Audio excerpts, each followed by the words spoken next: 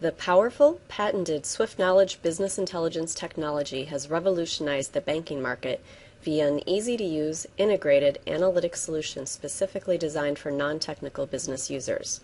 This web-based technology gives banks real-time, secure access to multiple financial data sources for proactive, effective management of key performance indicators such as risk, cash, and growth. It deploys quickly and provides immediate value, generating a typical internal rate of return of more than 30%. In this short video, SwiftKnowledge President Daniel Maloney demonstrates the power and flexibility of a SwiftKnowledge-powered cash management application.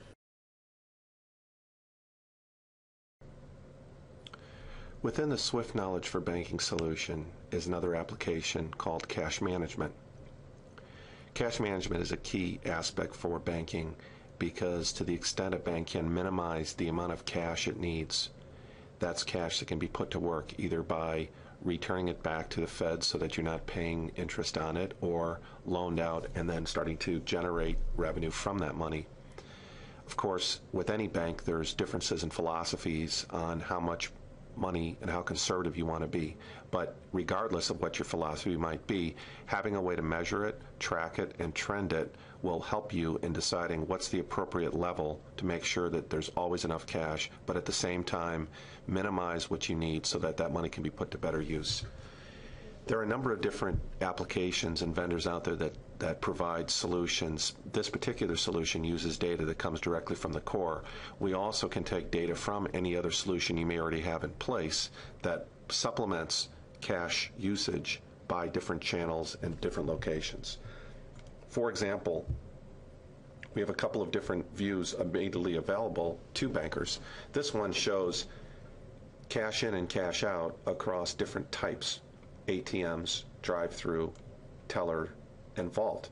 In this particular case, it's organized by the bank structure such that I can go into a particular charter, which might be a region or it might be a bank, and see the branches below. So not only can I look at it at the top level, but I can look at it regionally as well. In addition, I have the ability to look at this across channels so that not only can I get this information organized by individual branch locations, I can look at it numerically or graphically, and I can go into specific areas, like I can see tellers or my ATMs.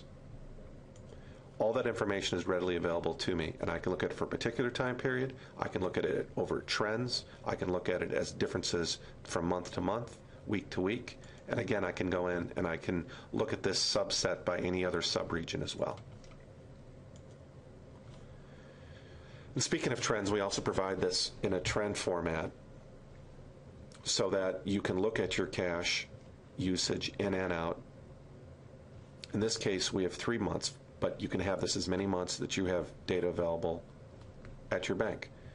And again, in this case, I can go in and I could say that I'd like to see this for a particular type, let's say drive-through, for example. And I can look at that level of detail.